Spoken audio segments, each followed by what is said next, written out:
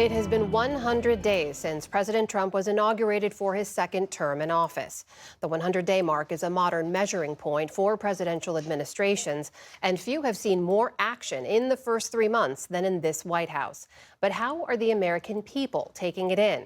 Our latest PBS News NPR Marist poll gives us some insight, and Lisa Desjardins is at the Superscreen to walk us through the numbers. So, Lisa, where does the president stand at his 100-day mark? First, I know a lot of people don't like polling, but I have to stress this is scientific. It's not perfect, though. It's not a pinpoint. It's a compass, and it tells us a lot. So let's start with the big number, first of all.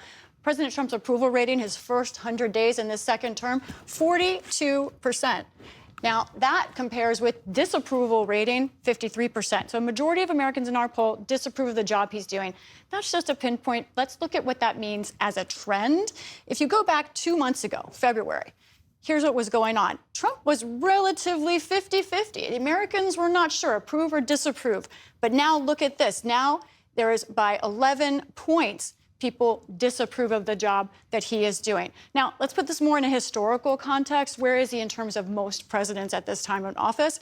Here we go. Here's President Trump right now, second term, 42%. If you compare that to Joe Biden, 54%. First 100 days of his first term, his only term, and then 39% for Trump in his first term. So you see Trump is below Biden. Clearly, what about other presidents?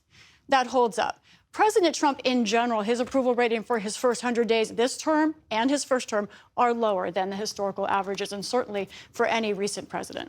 So, Lisa, that trend line in disapproval was fascinating to me. Where exactly is the president losing support and why? This is the fun part. This is where you really learn about what's happening. And I want to talk about who some of Trump's voters are that he should be watching. Rural voters. Look at this number. Only 46% right now approving of the job Trump is doing. How many voted for him? 66% told us they were voting for him back in November. How about this? Working class Americans under $50,000 of income, just 41% of them approving of the job that Trump is doing. Why?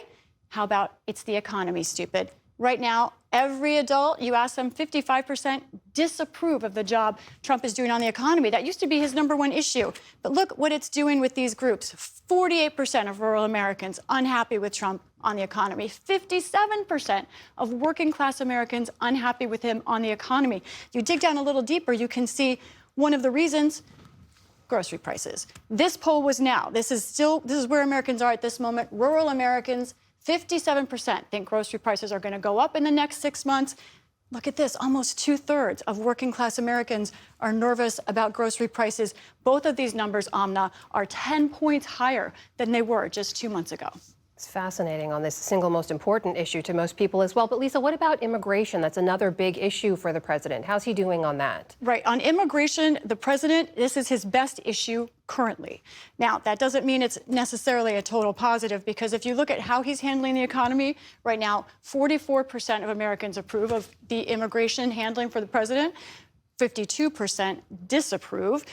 Now, something about this issue, it has become his #1 issue, but it also shows where his strength is. When I looked at the data here, I saw one group popping out: white evangelical voters. Well, most Americans disapprove of President Trump on immigration. Look at this. 70% of white evangelical voters approve of how he's handling immigration.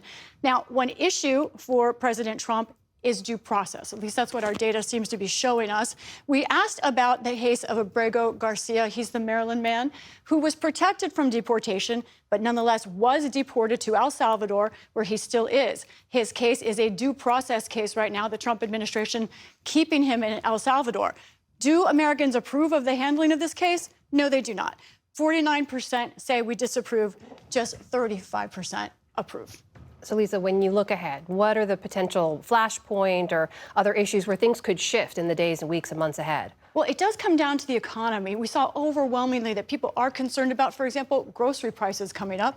And that's not the only one. When you talk about Trump's impact, his policies they have on people, only 32% of Americans think that they've had a positive impact on him. 49% of Americans say the impact on them of Trump's policies has been negative. What does that mean exactly? Well, we asked about tariffs. Do you approve Trump's handling of tariffs? Most Americans don't. 58% disapprove of Trump's handling. And here's what really fascinated me. Talk about key voter groups. Let's look at this. We asked, have you sped up or delayed any purchases because of your expectations on tariffs?